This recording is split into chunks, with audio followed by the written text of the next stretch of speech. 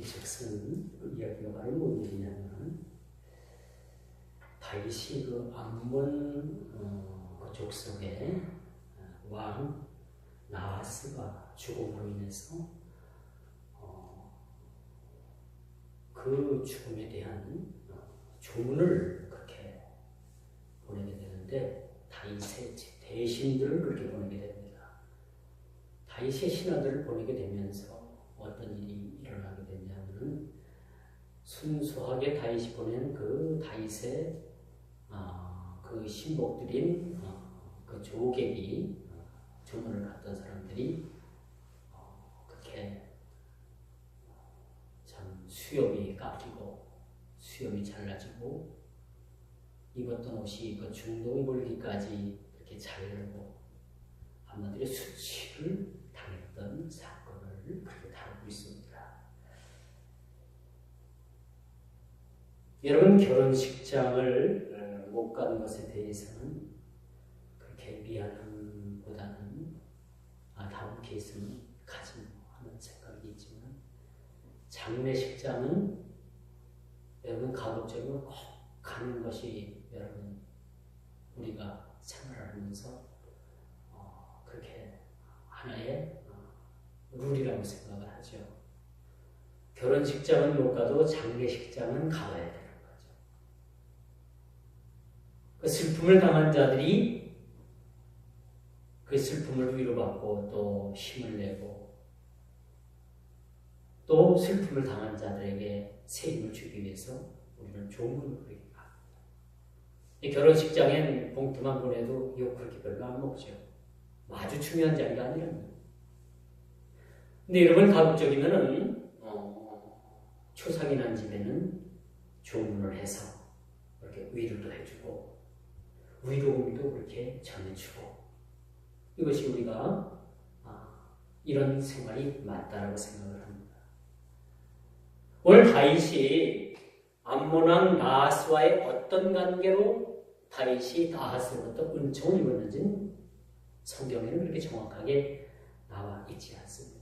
그래서 많은 성경학자들이 다윗이 그 광야 생활을 할 때 자기 사울로부터 쫓김을 받을 때 그렇게 블레셋 땅에 있을 때 아마 이 암몬 왕으로부터 도움을 받았는지 정확히는 어떤 근원이 그 이야기가 없기 때문에 우리가 말할 수는 없지만 어쨌든 간에 이 통일왕국의 초대 왕인 다윗이 이제는 그동안에 전에 자기에게 은총을 베풀었던 자에게 은혜를 갚기 위해서 그 은총을 베풀었던 나하스가 죽었다는 소식을 듣고 자기 신복들을 그렇게 보내어서 조문을 그렇게 하게 된 것입니다. 여러분, 호의를 베풀어 올 때 그 호의를 배척하는 것은 도리가 아니죠. 상대방이 호의를 베풀 때 그 호의를 감사함으로 받으면 되는 거죠. 호의를 베풀 만한 사람은 호의를 베풀만 하기 때문에 호의를 베푼다고 봐야 돼요. 근데 극고 자기 자존심 그런 것 때문에 호의를 베푸는 것을 배척한다는 것은 상대방에 대한 예의가 아니겠죠. 그래서 호의를 베풀면 감사함으로 그 호의를 받아들이는 것도 호의를 그렇게 베푸는 사람에 대한 도리라고 생각을 하게 됩니다. 오늘 본문에 보니까 은혜를 호의를 받고 다윗으로부터 은혜를 베풀겠다라고 하는 사람을 능욕을 보이는 것은 인간으로서의 도리가 아니라고 생각을 합니다. 오늘 본문에 암몬 족속의 왕인 나하스가 죽자 그의 아들인 한운에게 다윗은 예의를 갖추어서 조문객을 보냈는데 그만 그 조문객이 암몬 족속 그 성을 정탐하러 왔다라고 누가 그렇게 소근소근 이야기하는 바람에 나하스의 죽은 자의 그 아들인 한운이 그 조문객을 붙잡아서 능욕을 보이게 된 거예요. 수염을 잘라버렸다는 것은 이 팔레스타인 지방에서 수염을 기르는 것은 당연한 것이고요. 이 수염을 함부로 자른다는 것은 죽음과도 같은 것인 거죠. 죽음과도 같은 거예요. 그런데 이렇게 능력을 보였습니다. 이뿐이겠습니까?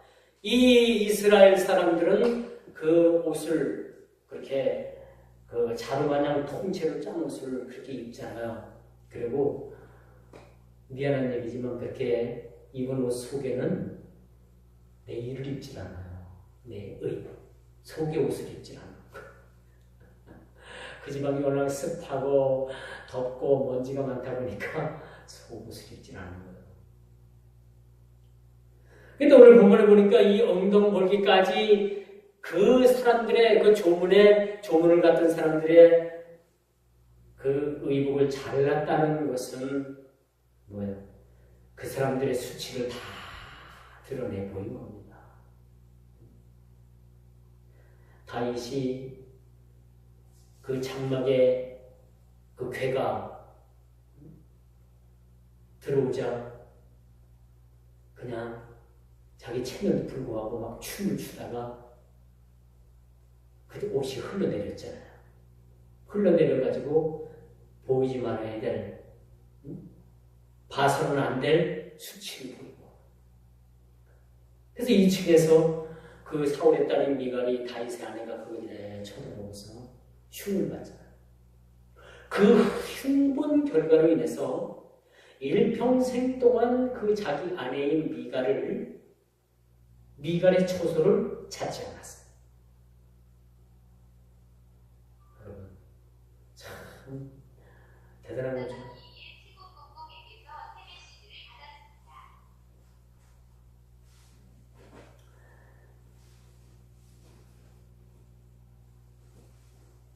다윗이 이런 수치를 당하면서 결국은 그 자기 아내 되었던 미갈을 찾지 않고 일평생 그 여인은 혼자 별궁에서 따로 살다가 죽었습니다.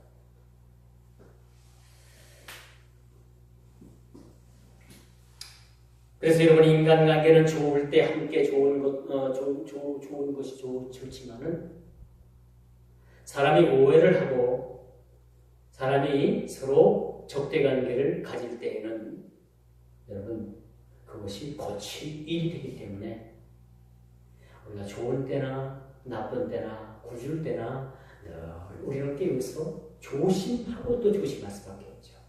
그렇죠? 우리 인간관계가 다 어디서 어그러지는 것 같습니까? 말에서 어그러져. 말에서. 나는 그 말을 받아들이고 그렇게 표현을 했는데 상대방은 다르게 그 말을 받아들이고. 그래서 서로 오해가 생겨가지고 나중에는 깊은 그런 씻을 수 없는 골이 생기고 서로 상처를 받게 되는 거죠. 그러니까 그런 부분들을 우리가 참 조심해야 될 것 같아요. 여러분, 교회는요, 그리스도 안에서 하나라고 하지만은 다 우리 각자 다른 사람들이 다른 환경에서, 다른 가정에서, 다른 모습으로 살다가 여러분 교회에 오니까 여러분 우리가 하나가 될 수 있나요? 우리가 그리스도 안에서 하나가 되려고 하는데 이거 참 쉬운 이야기가 아닙니다. 그렇죠? 그렇지만 우리가 하나가 되기 위해서 서로 말 조심하고 서로 이해해 주는 방법밖에 없습니다. 내 생각은 이렇지만 상대방의 생각도 저러니까 그 사람 생각도 옳은가 보다. 서로 이해를 해주는 그런 이해관계 속에서 서로 신뢰를 쌓아가는데 그런 이해가 없고 내 생각과 다르면은 다른 사람에 대해서는 적대관계를 갖게 되면 그때부터는 서로가 반목하게 되는 겁니다. 하나가 될 수가 없는 거죠. 그러므로 여러분 성도는 굳은 일, 힘든 일에 많이 여러분 거룩을 해야 되는 거예요. 힘들어하는 자들을 찾아가 위로하고 따스한 말 한마디가 참 고마운 것이죠.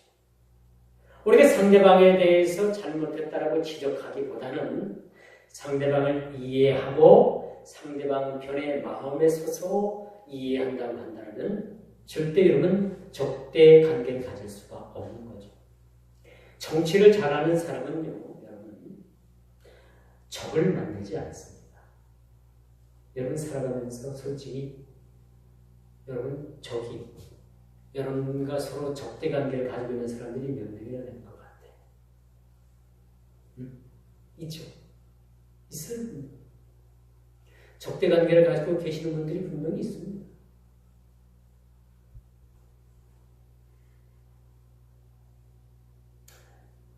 정치를 잘하는 사람은 그런 적대 관계를 갖지 않아요. 여러분 국회에서 여야가 막 머리 꾸들고 싸우지만 여러분 끝나고서 그 사람들 일가 끝나고서 저녁 때 돼서 저 뒷골목 가서 술집 가서 술 한 잔씩 할 때는 형님 동생 아우 하면서 서로 그렇게 뭐 주거니 받거니 하면서 허허허 웃는 사람들이에요.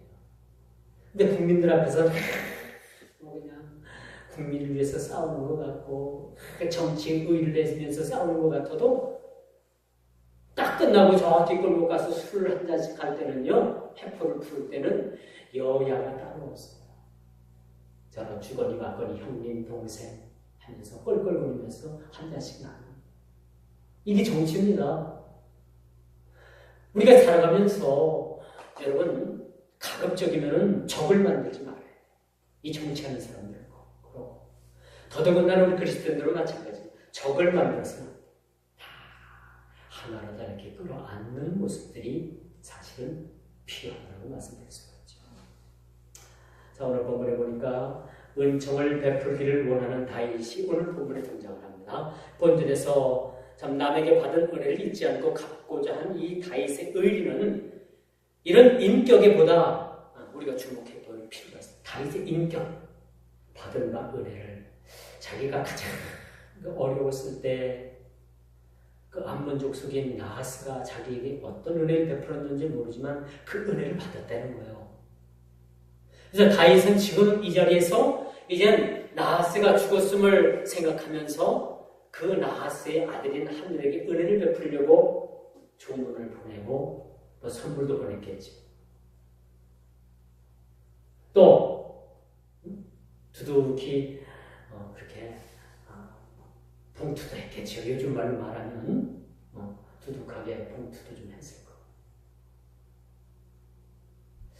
저는 좀 아쉬운 게 참 결혼식장이나 장례식장이나 좀 봉투를 좀 제가 신경 써서 두둑하게 해야 될 분들에게 그렇게 하지 못한 것이 좀 아쉬움이 많아요. 목사가 사실 무슨 돈이 있겠습니까? 그래서 참 그렇게 좀 신경 써서 그렇게 부주문을 해야 될 자리에 그렇게 하지 못하는 그런 부분들이 좀 간혹 있어요. 그런 분들은 가만히 지금 생각해 보면은 그러고 난 다음에는 서로 연락들을 안 하는 것 같아요. 참 인간인지라 그런 게 보이더라고요. 그래서 마음이 아프죠. 내 목이 하나 사업했고 좀 넉넉했더라면 이런 분들한테 50만 원, 100만 원씩 했으면 좋았을 텐데 그런 충분히 그렇게 할 만한 자리인데 그렇게 못하고 돈 10만 원 정도 그렇게 봉투에 넣어드리니까 참 그분들한테 그게 서운했던 것 같아요. 그리고 제가 50이고 100이고 이렇게 할 만한 자리였는데 그렇게 못하니까 저도 마음이 아프고 그분들은 뭐 그런 마음을 내색은 안 했겠지만 그런 것들이 제 눈에 이렇게 보입니다. 그래서 네 이렇게 마음이 좀 찐찐합니다. 이럴 때 내가 좀 교회 목사가 되지 않고 장으로 참 사업도 내가 많이 해서 돈 좀 벌어서 그런 자리에 그냥 봉투라도 좀 제대로 했으면 얼마나 좀 빛이 났을까. 가끔 그런 생각도 사실 합니다. 인간의 마음인 것 같아요. 자, 그런데 오늘 본문에 보니까 다윗이 그렇게 온정을 베풀고 은혜를 베풀려고 하는 그 자체에 거부를 하죠. 거부를 할 뿐만 아니라 그렇게 조문을 보낸 사람들에게 능욕을 보이는 거예요. 신뢰를 하는 거죠. 이렇게 어떤 방법이든지 나하스에게 은혜를 입은 것만은 확실함으로 인해서 다윗은 이 암몬 족속인 한눈에게 나하스의 자식인 한눈에게 은혜를 베풀기 위해서 조문을 보냈는데 그것이 역효과가 난 겁니다. 역효과가. 그래서 은혜로 갚는 일이 그렇게 쉽지 않은 것 같습니다. 은혜를 받은 사람들 중에서는 10중 8구 그 은혜를 은혜로 여기지 못하고 잃어버리는 경우가 많이 있어요. 그래서 우리 옛말에 그런 말이 있죠. 은혜는 물에 새기고 왼수는 돌에 새긴다. 그 말이 꼭 맞는 것 같습니다. 우리가 어떤 사람으로부터 은혜를 받았으면 그 은혜를 기억하면서 감사한 마음으로 우리가 살아야 되는데 그 은혜 베풀 때는 참 좋았는데 시간이 지나고 인해서 그분이 나에게 은혜를 베풀었던가라는 자체도 잃어버리고 살 때가 있다는 거죠. 그런데 여러분 우리가 사실 참 우리 살면서 원수진 일, 원수 만든 일은 어떻게 해요? 바위에다 새기잖아요. 바위에다 새기니까 그 바위가 깨서 없어질 때까지 그 원수 맺었던 그 원수되었던 내용들을 잃어버릴 수가 없는 거죠. 그래서 우리는 원수 맺고 원수 갚는 일은 참 우리가 그렇게 능숙해도 은혜 받고 은혜를 은혜로 베푸는 사람들은 그렇게 많지 않다는 것을 우리가 보게 됩니다. 그런데 여기서 보면 다윗이 그렇게 어려울 때 나가서부터 그렇게 은혜를 받았는데 은총을 받았는데 그 은총을 잊지 아니하고 그 암몬족 속의 장례식장을 찾아가서 정중하게 예의를 갖춰서 좋은 행렬을 그렇게 보내게 됐다는 겁니다. 깍듯한 예의를 갖췄겠죠. 여러분 보통 장례식장 같으면 화관이 많이 들어옵니다. 이 장례식장 가봤더니 참 득실, 1호실, 2호실, 3호실, 1층, 2층, 3층, 4층 쫙 해서 장례식장 코너들이 다 있잖아요. 그런데 어떤 장례식장에는 다양한 꽃 한 송이 들어오는 데 있고 화관 하나 들어오지 않는 그런 장례식장도 있고요. 어떤 장례식장은 그 화환이 막 들어와가지고 화환을 놓을 데가 없어가지고 겹겹으로 싹 다 안 돼가지고 다 밖에 갖다 막 지면해놓는 경우도 있어요. 그래서 그걸 이렇게 보면서 야, 이 집안은 어떤 집안이 참 대단하다. 뭔 화환이 이렇게 많이 들어왔을까? 그렇게 생각할 수도 있는 거예요. 그렇죠? 그걸 보면서 참 야, 이 죽은 사람이 좀 대단한 분 같구나. 아니면 죽은 사람보다도 이 남아있는 후손들이 얼마나 대단하길래 이렇게 화환이 많이 들어왔을까? 그런 생각을 하게 됩니다. 여러분, 결혼식장에 손님은 누구 손님이에요? 응? 그 부모님들 손님. 거의 다. 장례식장에 손님은 대다수가 누구 손님이에요? 자녀들 손님이 많이 있어요. 대다수가 그럴까 그렇더라고요. 그런데 여러분 예를 들어서 어떤 장례식장에 대통령 청와대 대통령 화환이 하나 딱 들었다고 생각해 봅시다. 어떻겠어요? 분위기가 확 달라지는 거죠. 대통령 아무개가 이 화환을 보냈다고 가장 잘 보이는 곳에 그 화환을 탁 진열해 놓은 거예요. 이 사람입니다. 하다못해 청주시장이 보낸 화환이라도 가장 좋은 곳에 잘 보이는 곳에 놓고 도지사가 보낸 화환이라도 그걸 가장 잘 보이는 곳에 그것을 그렇게 놓을 수가 있어요. 이게 우리 사람의 마음이에요. 그러면서 많은 사람들이 야, 이 집에는 대통령하고 무슨 관계가 있길래 대통령께서 제 화환을 보내줬을까? 그런 생각을 해봤어요.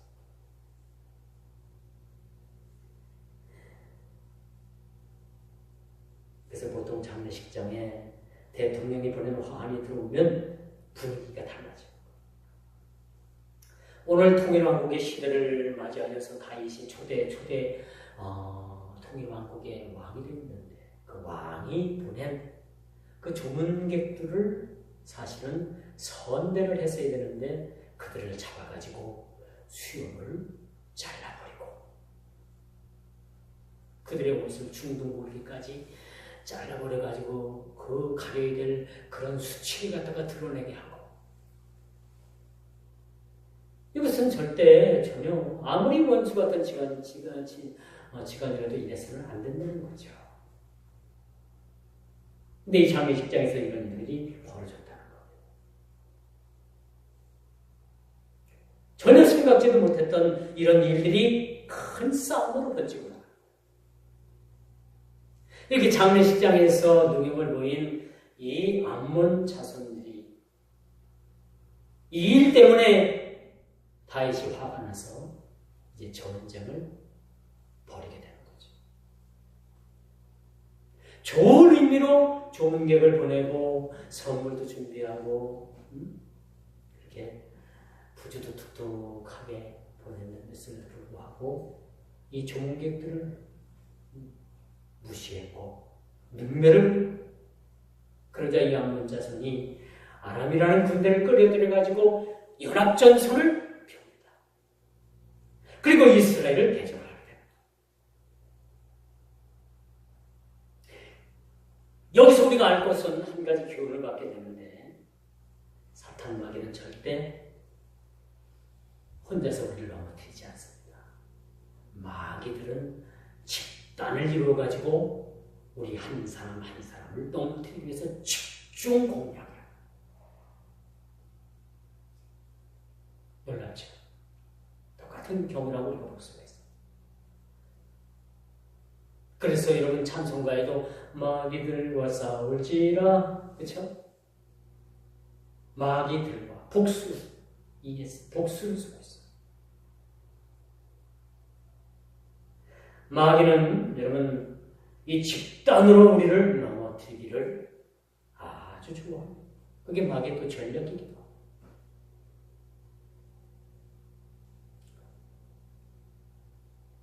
그리고 여러분 전혀 생각지도 못했던 이런 큰 오해들로 인해서 큰 싸움이 번지고 돌이킬 수 없는 전쟁으로 그렇게 비화되는 경우를 우리가 보게 되는 거죠. 그리고 그들은 서로 돌이킬 수 없는 강을 건너서 이제 죽고 죽이고 물고 물리는 그런 전쟁을 칠 수밖에 없는 거죠. 그런데 오늘 본문에 보니까 이스라엘 군대가 암몬 군대를 물리치게 되고 아람 군대를 물리치게 되는 거예요. 결국은 우리가 마귀는 우리를 넘어뜨려들지만은 결국은 하나님의 자녀를 어디 할 수가 없는 거예요. 이미 예수님께서 십자가에 못 박혀 죽으심으로 말미암아 마귀는 이빨 빠진 호랑이와 같은 발톱 빠진 곰과 같은 게 되는 거예요. 더 이상 마귀는 우리를 두렵게 할 수 있어도 우리를 어찌할 수 없다는 사실들을 우리는 깨닫고 기억을 해야 합니다. 그리고 예수 이름으로 우리는 사탄 마귀를 대적해야 돼요. 예수 그리스도께서 오기 전까지는 사탄 마귀에 의해서 우리가 참으로 넘어지고 깨어지고 실패할 수밖에 없었지만 이제는 아닙니다. 예수님께서 십자가에 못 박혀 죽으심으로 말미암아 사탄은 그 세력을 제게 꺾여버려요. 그 힘을 잃어버리게 된 겁니다. 아무리 마귀가 강하고 아무리 마귀가 그렇게 능선난 교묘하게 우리를 넘어지려고 해도 우리는 깨어있으면 절대 넘어질 수가 없다는 사실들을 저와 여러분들이 깨달아 알게 되는 것이죠. 그래서 여러분 이제는 우리가 이런 오해를 받지 않으면 암몬 자손인 그 나하스의 아들인 그 하논이 이런 오해를 갖지 않고 그 조문들의 말을 잘 듣고 다윗의 뜻을 알았더라면 이런 소통에 조금이라도 귀를 기울였더라면 사실 전쟁은 일어날 것이 아니에요. 서로 말을 잘하면요 싸울 일이 없는 거예요. 상대방을 막 죽일 듯이 달려들지만 조목조목 웃으면서 좀 이해를 시키면요. 아니면은 그 상황에서 이해를 시키지 못할 것 같으면 가만히 기도하세요. 아무 말도 하지 마. 그러면 싸움이 되지 않아요. 그리고 이제 서로 감정이 이입됐던 것이 다 정리가 되고 서로 감정을 추스렸을 때 이제 그때 이성적으로 이야기를 하면 대다수가 싸움이 되지 않습니다. 이게 참 지혜로운 사람이라고 볼 수가 있어요. 예전에 지금이야 뭐 휴대폰이 참 뭐 누구나 들고 다닐 수 있는 것이 휴대폰이었습니다만 예전에 제가 일을 할 때는 휴대폰 하나에 480만 원 정도 했어요. 기계값만 230만 원 갖고 나머지는 기지국에다 내는 돈이 200만 원이어서 한 500만 원 정도 줘야지만 이 휴대폰 하나를 들고 다닙니다. 그런 휴대폰을 제가 사실 들고 다녔던 사람입니다.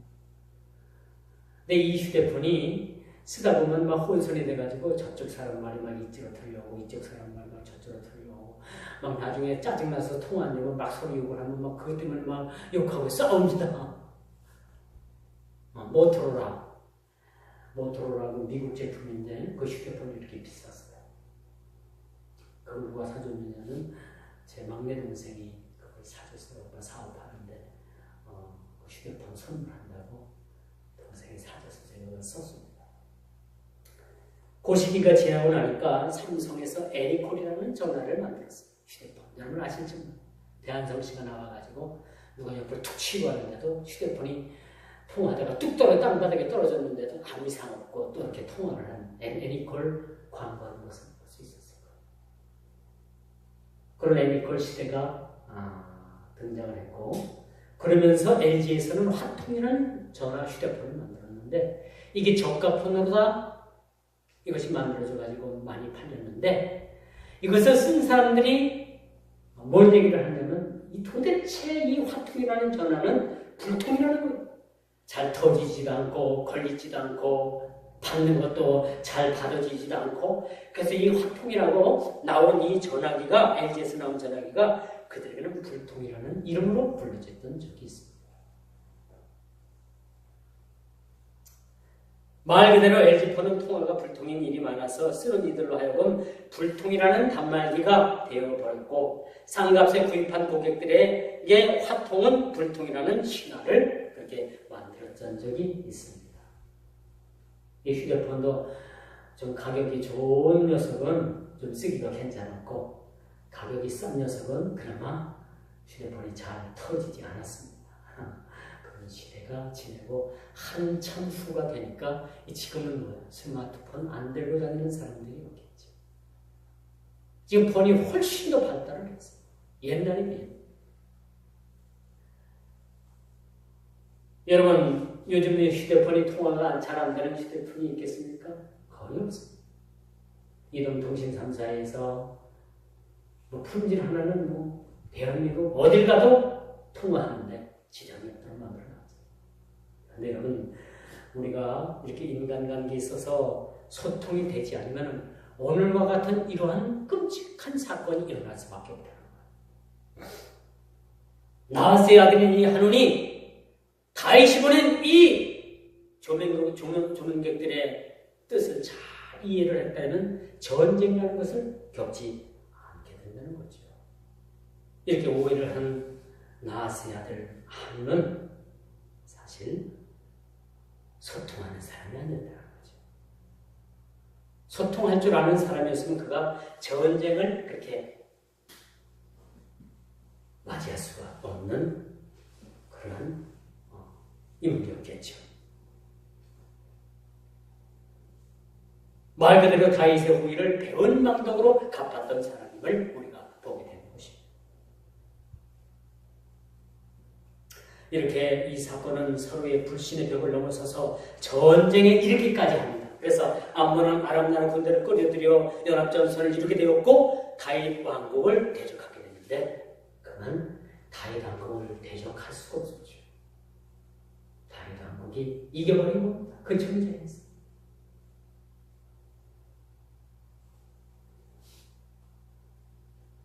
이처럼 마귀는 연합하여 연약한 자와 여러분들을 무참히 공격을 합니다. 오늘날 복음을 믿지 못하게 하고 불신하는 일을 오늘날 이 불신의 세대에 나타나는 현상들과 같은 거죠. 어떻게든지 어둠의 세력들은 어둠은 복음을 받아들이지 못하도록 그렇게 여러 방면에서 장애물을 넣게 돼요. 우리가 신앙생활하면서 얼마나 많은 큰 장애물을 겪고 있는지 몰라요. 그렇지 않습니까? 여러분 신앙생활 하면서 여러분 매일 여러분 순탄합니까? 그렇지 않잖아요. 신앙생활 자체가 순탄이 아니라 어떻게 보면 참 큰 고난이라고 볼 수가 있어요. 예수님께서도 그 큰 십자가의 고난을 짊어지셨듯이 우리 그리스도인들도요, 우리의 고난을 짊어져야 되는 겁니다. 그것이 자기 십자가를 지고 자기를 부인하는 일이라고 말씀드릴 수가 있습니다. 제가 이제 예화 하나를 하고 말씀을 맺도록 하겠습니다. 저희 시골에 6.25 당시에 서울에서 저희 시골로 피난 오셨던 분이 있어요. 이분은 서울에서 약국을 했고 한의사를 했었던 것 같아요. 근데 이제 시골 마을이 너무 좋아가지고 저희 시골에 정착을 해서 살았어요. 그러니까 이제 서울에서 그 한의원을 했던 분이니까 참 진맥도 잘하고 약도 잘 지어주고 사람들이 환자들이 찾아오는 이 사람한테 진료받아서 약을 먹으면 그 병들이 그냥 낫게 돼요. 너무너무 유명해서 30리 밖에서까지 이 의원을 찾아왔어요. 신약국이라고. 그때 당시 뭐 그렇게 간판을 건지는 않았지만 아주 유명한 분이 저희 시골마을에 아주 옆집에 살았어요. 그래서 이분이 너무나도 선망의 대상이 됐어요. 많은 사람들로부터. 동네에서 칭찬이 자자하고 많은 사람들로부터 칭찬을 받았는데 이분이 돌아가시고 이제 이분 어머니도 돌아가시고 이 막내 아들이 그 동네에서 살았어요. 그 아들들은 다 학교 선생님이 되고 또 뭐 좋은 직장 따라가지고 외국으로 이민 가고 아주 잘들 사는 거예요. 근데 이 막내 아들만 시골에서 살다가 결혼을 했는데 사람들이 말이 그래요. 쟤는 결혼을 잘못해가지고 지아버지 명성에 얼굴에 먹칠을 한다는 거예요. 제가 어릴 때는 그 형이 큰 형 같았어요. 청년이었죠. 그렇게 신실하고 괜찮던 그 사람이 결혼을 하고 사람이 얼마나 쪼잔한 사람이 됐는지 몰라요. 얼마나 쪼잔한 사람이 됐는지 몰라요. 그 사람들이 그렇게 쪼잔한 사람이 되고 그 사람이 막 참 사람들에게 피해를 주고 자기 아버지 명성에 먹칠을 하고 그러니까 사람들이 그러는 거야. 야, 이부동성을 하는 말이 내가 너들 아버지 때문에 지금 참는다. 응? 너들 아버지 때문에 참는다. 결국은 그런 일들이 계속 되다 보니까 이제는 사람들이 그 아버지 때문에 은혜를 받았던 그 공을 다 잃어버리고 그 막내 아들과 적이 되는 사람이 많았어요.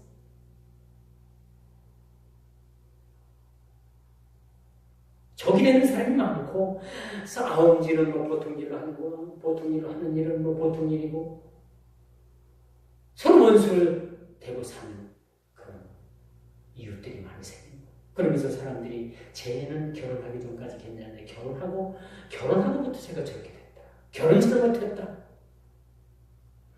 그런 얘기를 하더라고요. 사실 한 동네에서 연애를 해가지고 이 씨라는 그 집에 처자와 결혼을 했는데 그거부터 그렇다는 거예요. 그거부터. 몰래 원인은 어디부터 있는지 모르겠지만 그래서 자기 아버지 명성에 먹칠을 하고 동네 사람들로부터 좋은 인식을 못 받았어요. 참 그걸 보면 안타깝죠. 자기 아버지 명성을 다 먹칠을 해요.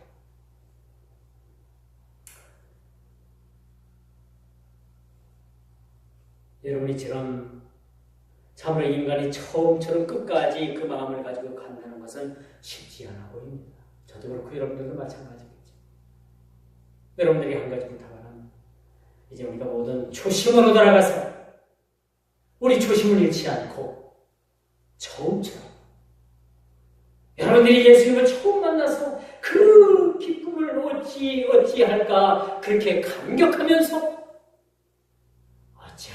몰랐던 그 처음에 예수님을 만났던 그 감격을 회복하고 우리 모두가 다 같이 초심으로 돌아가는 우리 모두가 다 되기를 주님의 이름으로 축원하면서 말씀을 맺도록 하겠습니다.